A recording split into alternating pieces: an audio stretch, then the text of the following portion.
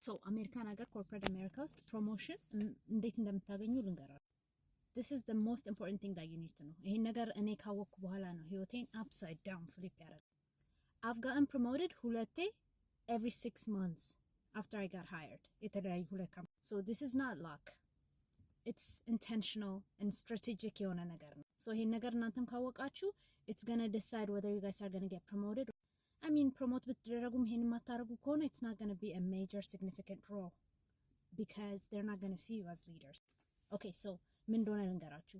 ከአለቃችሁ ጋርና ከኤግዚኪዩቲቭ ሊደርስ ጋር like CEOs or vice presidents and things like that ከነሱ ጋር ስታወሩ if you get the chance to talk to them ከነሱ ጋር ስታወሩ የምትጠቀሙበት መንገድ ነው።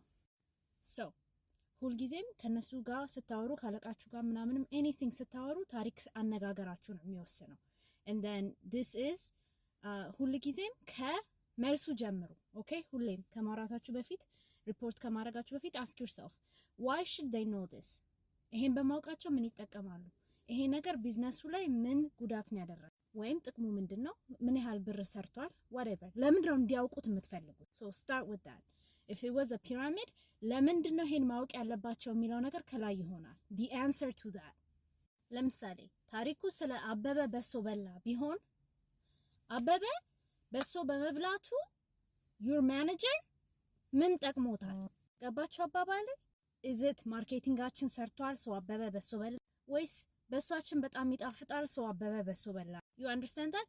አበበ በሶ በላ ብላችሁ አበላሉን ተናግራችሁ ምናምን አይደለም ለምን እነሱ ጋር መድረስ እንዳለበት የምትናገሩት።